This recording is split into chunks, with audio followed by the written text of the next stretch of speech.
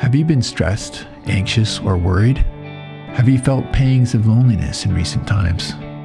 Are you longing for greater connection with others in the world around you? In a phrase, are you looking for happiness? You are not alone. Millions of others are seeking this feeling of spiritual, mental, and physical wellness too. This podcast explores the underlying causes of unhappiness and shares with us the secrets of rewriting the frequent thoughts and redirecting the common behaviors that keep us in that state. Join forensic psychologist and best-selling author Dr.J.Neehall and her guests as they dive deep in the realm of psychological wellness and explore ways of finding happiness on demand. I'm going to start, Laura, with introducing you to our listeners.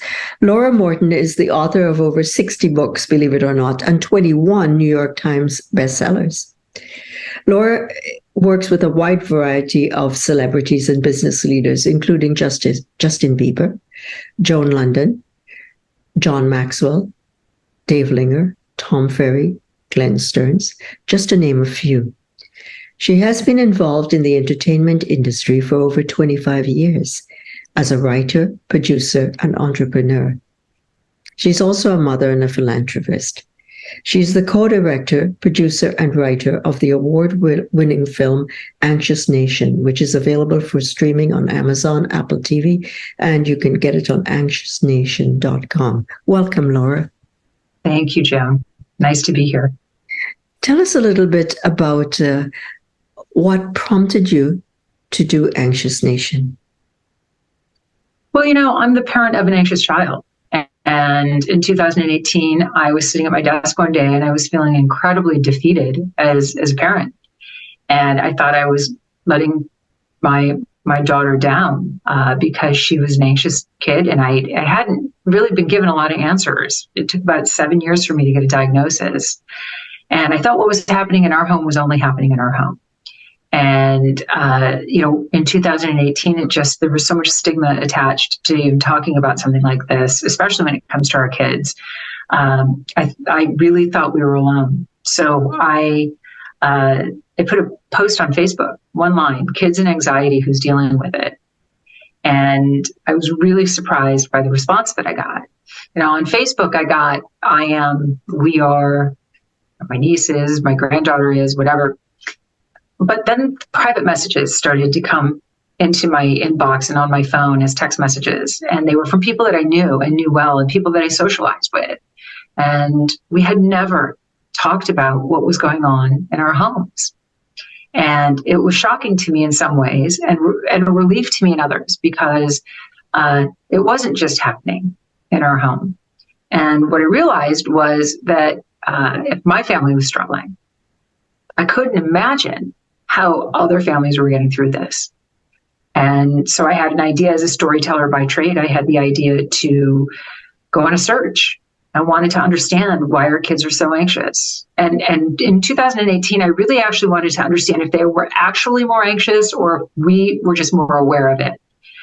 And I think in 2023, that point is relatively moot. But in 2018, it was a relevant question. And I wanted to understand why. And then I really, really wanted answers. What can I do about it? And so I spent 4.5 years on that journey making Anxious Nation. And also consulting, as I noticed in the film, with professionals.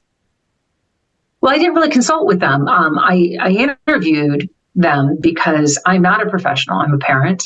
Mm-hmm. I do not dole out advice when it comes to professional help. I think if you are in need of professional help, that's what you should get. But I am a parent. And so I have an expertise in being the parent of an anxious child. So selfishly, I wanted to talk to all of these experts because I wanted the answers.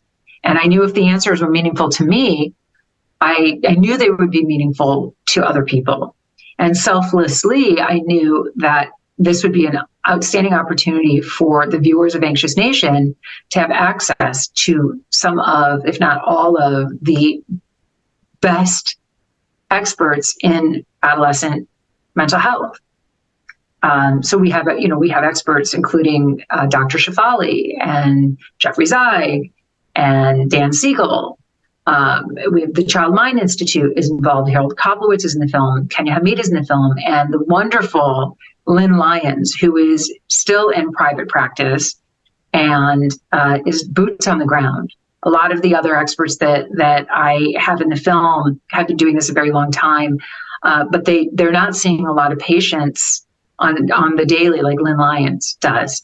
And I think Lynn has been such a standout in the film because she talks in such a way that she is so relatable, right? And she makes it really easy to understand what you're going through as a parent, what your kid is going through. And so we're very lucky to have every single one of those experts in the film, but they're just a piece of the film. The families and the kids that are in our film, I think, are the true shining stars. Yeah, they're so courageous to be telling their stories and sharing their stories in such an open and vulnerable way. A lot of the footage that you see in the film was self-shot, especially during COVID.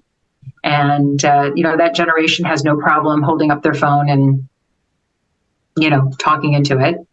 And so I probably got, footage and content that I would never have gotten if I sat down and interviewed them. They're just so much more comfortable just talking. So that was really, I think, important for us to have that and to hear it right from the kids. This is what I'm going through. This is what this feels like. This is, how I'm coping with it or how I'm not coping with it. This is what I was thinking of when I attempted suicide. This is how I tried to get help, and the system,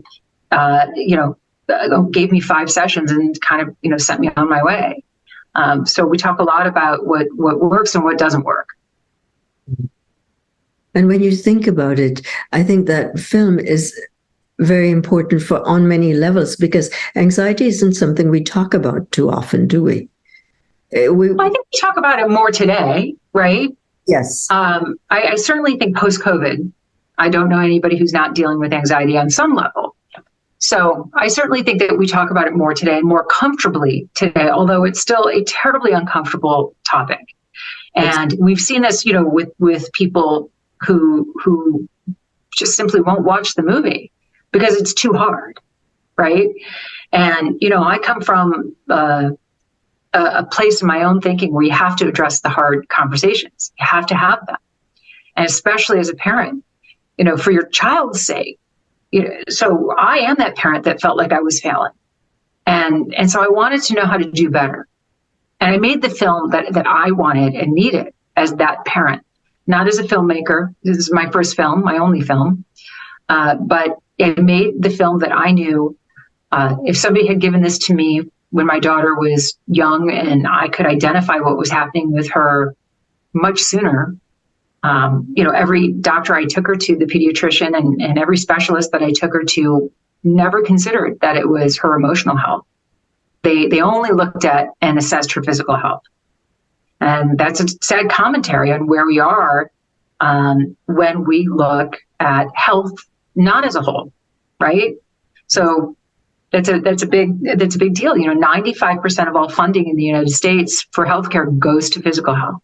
Less than 5% goes to mental health. Correct. And I was wondering how this relates to your perception of happiness today in the world. Well, look, I don't think an anxious person can, I don't think that you're unhappy if you're anxious. I think you're anxious, right? It's energy. So I think it's learning how to harness anxious energy and using it for good. And that, to me, is the key takeaway in all of this, right? Understanding that anxiety is energy. So what do you do with it? What do you do with it when you feel it coming on?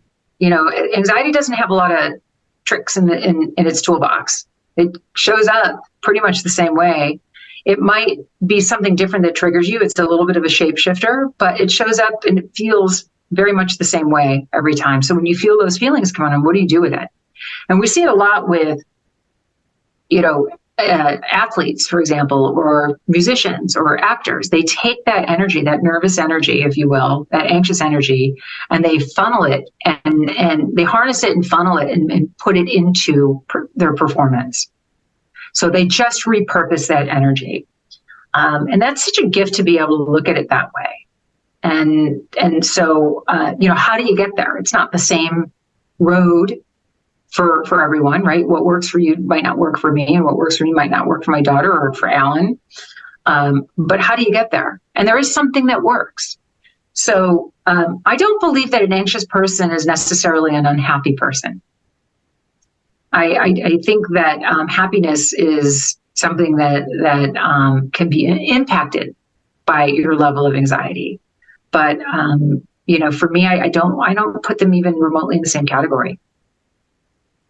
That makes sense. I think that with anxiety, and what I really loved about your film was the fact that it demystifies a lot that people have in terms of preconceptions of what anxiety is, that it's something to be hidden.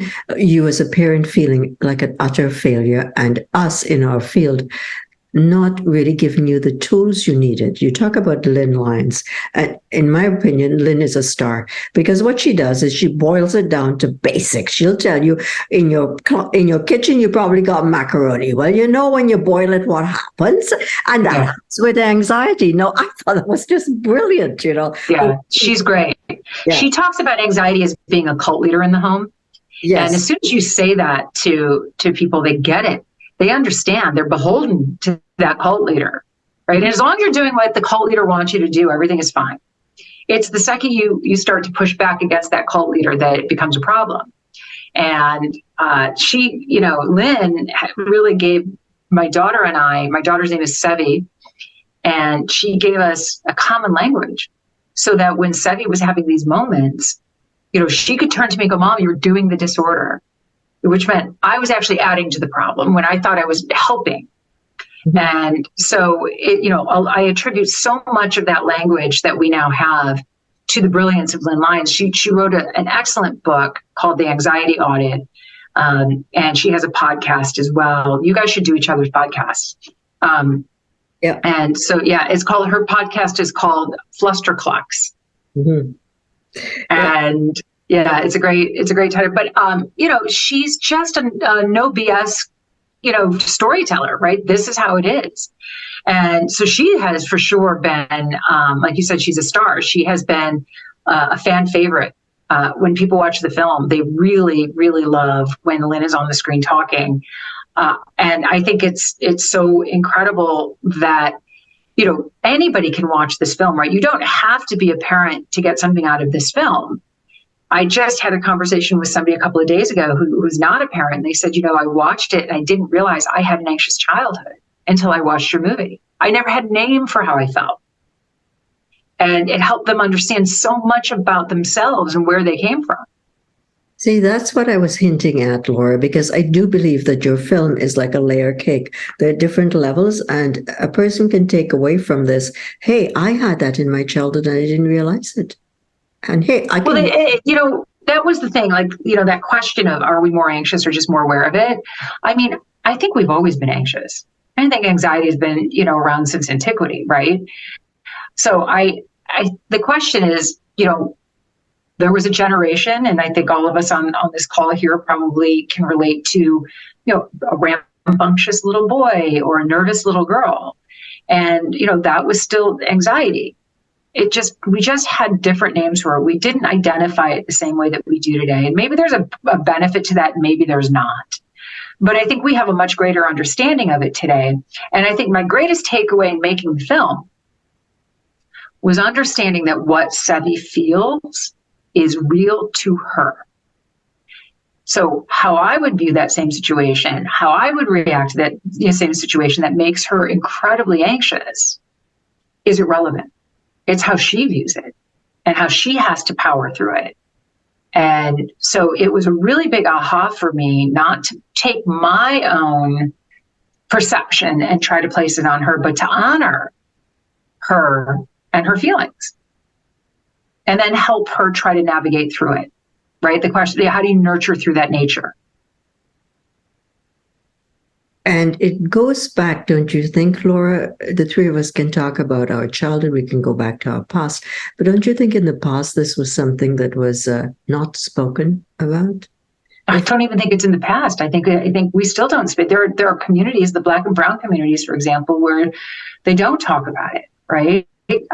Indigenous communities, Asian communities. It is. There's still a lot of stigma around this, a lot of shame. Yes. Where you can, self-medicate and smoke pot and drink, and that's not a problem in certain communities. But going to see a therapist makes you look weak. That's stigma. Well, it was considered something that brought shame and embarrassment and inadequacy, and something was wrong with you, because real men don't do that. Real men don't have emotions. We just suck it up, buttercup. And now if you're going for therapy, you must be weak. But I think a lot of that has changed over the years, and people are looking at therapy as the quote unquote in thing. I've got my therapist, I'm going for therapy, and it's all about finding out more about yourself. So that stigma to a certain extent has been removed in Western society. I agree, however, if I go to Shanghai, for example, where I did a talk, there was a high degree of suicide in our grade 12 students because they hadn't got into the prestigious universities. Well, that is also very true in the Arab nations. Mm-hmm. And, it is, but we have a very high rate of suicide here in the United States, in North America. I don't know if Canada is nearly as bad as the United States, but we certainly are seeing suicide rates rising at alarming levels, and post-COVID especially. I think that I'm not sure that I fully agree that going to see a therapist, that stigma has been totally washed out. I think that there is still some stigma around that. But the bigger issue is access, right? And that not everybody has access to get help, and that there's a manpower problem, if you will. There aren't enough practicing professionals to meet the demand. So that means when you're on a college campus and you have the need to see somebody, it can take up to 3 months to get an intake appointment. So, there just isn't enough people filling the gap of those that are retiring out of the business, right? And insurance companies make it very unpalatable to want to go into this field. So if you're going to become a psychiatrist, you're going to medical school for the same amount of time as, say, an anesthesiologist, and you don't have the same insurance issues. So your income is, significantly different. There's not a lot of lure for this generation coming up to want to go into this field, except for those who really struggled and want to go into it to help others. And there are lots of kids. I have 2 kids in our film who are both in the field, have gotten their master's degree. One is in medical school right now. And she's struggling, by the way, with becoming a cardiologist or going into the field of mental health. And for the very reasons that we just talked about. I would agree with you that the stigma is still there. What I am saying, however, is that it's less than it used to be in the past. For sure. But Laura, and that's a silver lining, Joan, to COVID, right? I think that COVID was the gift of COVID. Exactly. I mean, Pauline Boss and ambiguous loss. Yeah, we all figured that on out. We're all experiencing it. But have you noticed the statistics, the incidence of younger people getting depressed? That's the part that really bothers me, is our young people are experiencing, there's an increase in depression and suicide rates with the younger groups. For sure. And especially young girls. Yes. And those numbers are exponentially higher than they were before COVID. And we don't know how bad those numbers are going to get. But they are continuously moving in the wrong direction. In other words, it's not getting better. And it's, I think in 2021, there was a 51% increase of emergency room visits for young girls, for suicide attempts or suicidal ideation, a 51% increase.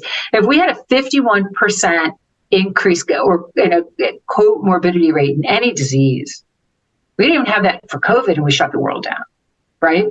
So why aren't we paying more attention to it? Why aren't we putting more resources, to this to help this. It's not a crisis. It's an epidemic. And what happened was COVID poured gasoline all over an already burning inferno. So we've got this raging fire that we have no control over, especially among our youth. And the second highest demographic that's really suffering are seniors. Yes. So it's, it isn't just a kid problem, right? Seniors are really, really struggling. And they've been the surprise audience for Anxious Nation. Mm-hmm. Yeah, because, you remember the U shape of happiness. Up to your 20s, you're happy, and then it goes down, and then you go back up, and in your 80s, you're clinically happy. Well, I say, nope, not anymore. Yep. I mean, if you look at the UK, for example, the percentage of males who are reporting depression is significantly high. Never used to. Yeah, and look, anxiety and depression are pals, right? They like to hang out together.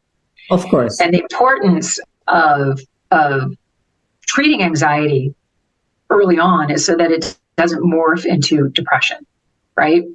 And the cult leader wants that. The cult leader wants you to be anxious and depressed. And so that's why it's so important to try to pass on, tools that our youth can, manage their anxiety early on, right? So I'm a big advocate for, I don't think this is something that the schools should be taking care of. I think it's something that when you take your child to the pediatrician, they should have a mental health and a mental wellness check every single time. That doesn't start in this country until you're 12 or 13. As if to say there are no mental health issues in kids younger than that. It's just like saying you can't have a mammogram until 50, right? It's kind of ridiculous. And my daughter's anxiety started when she was 3. And it took 7 years for somebody to say, you realize that she's anxious, right? So when I would go to the pediatrician's office, they would be like, oh, it's her diet. Oh, it's this. Oh, it's that. It was always something physical. And, not one. And I thought, I loved my pediatrician. They just didn't have the training. And the number of, quite frankly, the number of therapists that I took her to who also didn't identify it. So, you're as good as the help that you're able to get. That's a sad statement, but also a very valid one, I'm afraid. Not every therapist is a good therapist. In the same day, Sebi had a therapist who said to her, I think I've told you this story before, but the same day in a session, Sebi was telling her therapist, she was probably 8, maybe 9. And she was telling her therapist that she wanted to be an actress and she wanted to be a singer. Yes. And her therapist said to her, when I was in high school, I wanted to be a professional football player, but I just wasn't good enough. So I gave up on that dream. And I said, so I jumped in because of course, you know us well enough to know that not only are we, big believers in supporting dreams, but, I wanted somebody to know that what he said was not great. So I said, well, my dream right now is that I want to make a film about anxiety. And he said, oh yeah. You know how many films are out there about anxiety? Yeah, good luck with that. And so later that day, I called him and I said, 2 things I want to say to you. First, don't ever be a dream crusher of my child's dreams. Don't ever do that again. And second, you're fired. Like if this is the person that was going to be her therapist, talk about somebody who was adding to the problem, right?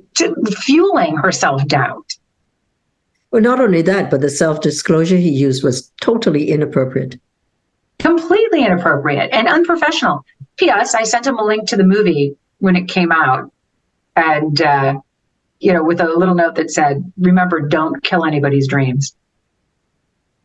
Did he respond? He did, but he didn't watch the movie. I'm sure he didn't watch the movie.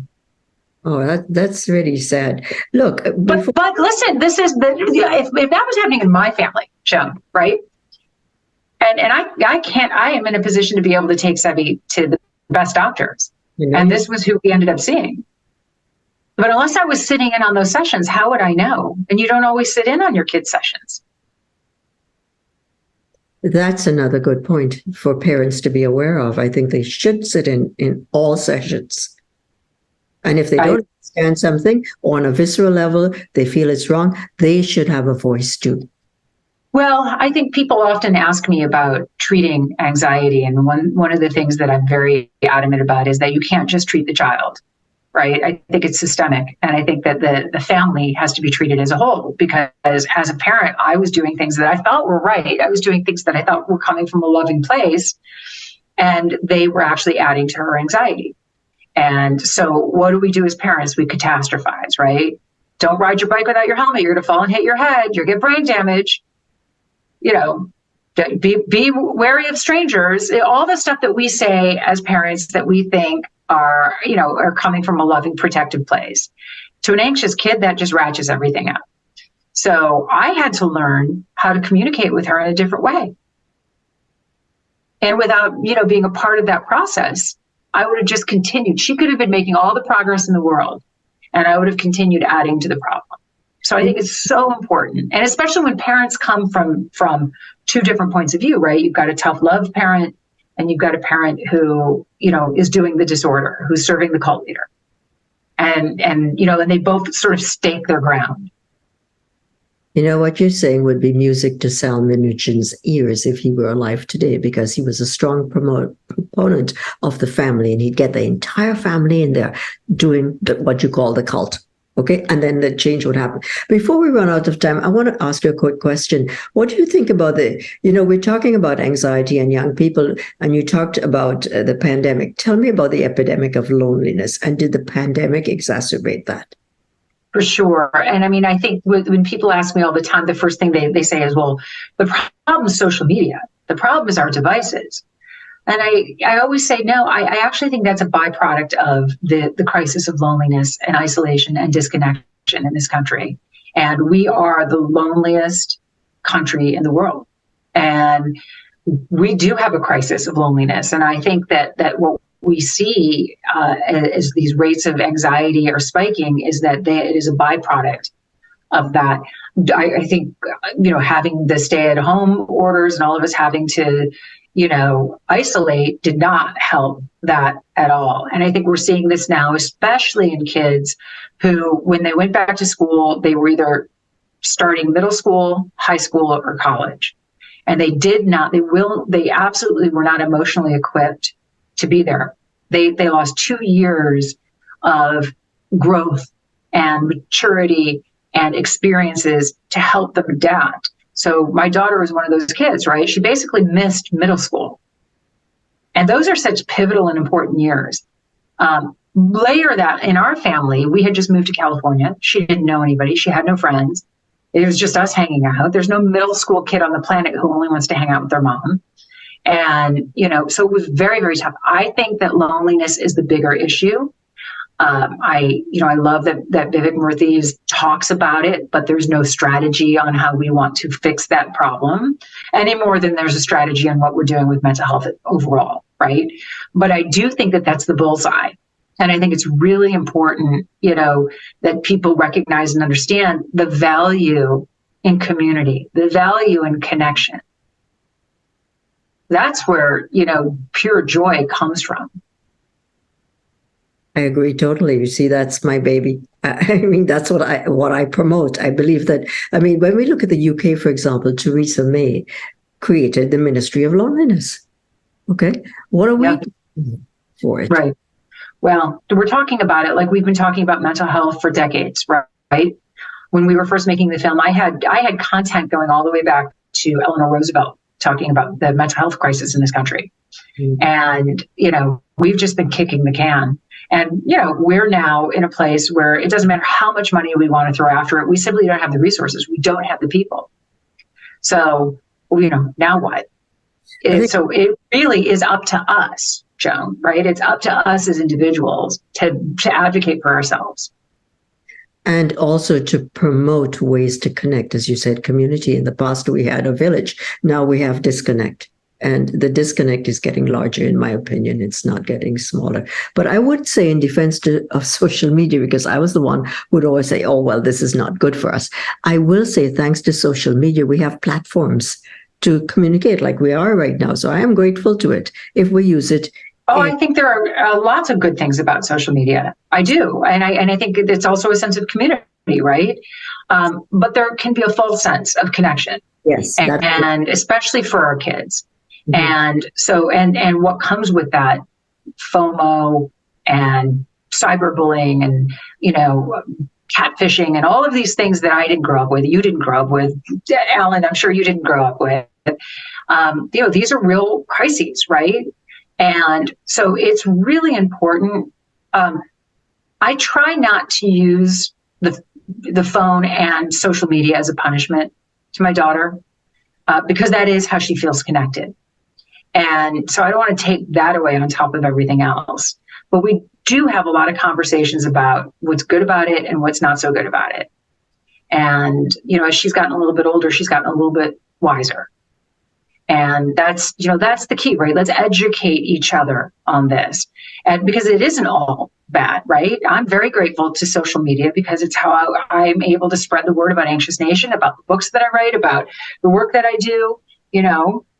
We live in a digital world. So thinking that that's going to go away and change is not, that's not logical. What is important, and this is something I advocate for very strongly, is I think we have to regulate social media companies. I think we have to regulate tech in the same way that we regulate tobacco and pharmaceutical companies.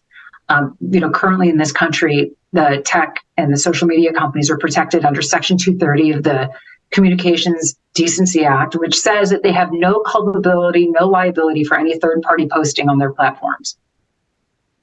And that is a law that went into effect in 1996. It predates the formation of any of these companies. And so tech is so deep in the pockets of Washington. The only thing that President Obama and President Trump, I'm sure, had in common was they both wanted to overturn Section 230. And neither one of them could move that through. And so the way that we're getting around it now in this country is going after the social media companies for the algorithms, because they are not protected under that law for knowingly creating addictive algorithms. Wow. Laura, we are running out of time. Is there anything else you'd like to pass on to our listeners? I've learned a lot from just speaking to you today. Well, look, I am so grateful that you had me on the show, Joan. I'm a big fan. I loved working with you. You're amazing. I'm so proud to have you on the show. Listeners, you have no idea who we're speaking to. She's amazing. We're so lucky to have you. Thank you. I Happy as the New Healthy was a joy, and getting to know you as well. You were one of the kindest, most generous human beings on the planet. And really, this is about doing good, right? Your podcast is about doing good. Anxious Nation is about doing good. And, if it doesn't check that box in our lives, that happiness quotient will not be met. I agree totally. So thank you for having me. Thank you for being with us, Laura. And the best to you and your future with Anxious Nations and everything else that you're doing. Thank you very much. And again, to remind your listeners, it's available on Amazon, on Apple TV, and you can always go to anxiousnation.com and sign up for our newsletters. We have a lot of great information that we're putting out, and a lot of resources. So we hear you and we see you, and we don't want you to think you're alone. And is there anything else, any other way that they can reach out to you if they needed more information? Anxiousnation.com. Okay, there you go. Thanks. Yep. Thanks, Joan. Appreciate it. Bye now. Bye. Thank you for joining this discussion on happiness. We hope this helps to inspire you to lead a more joyful life. To dive deeper into the subject of happiness, be sure to check out Dr. Neehall's book, Happy is the New Healthy, available as an ebook or hardcover. For additional resources, visit our website at drneehall.com. Until next time, stay happy.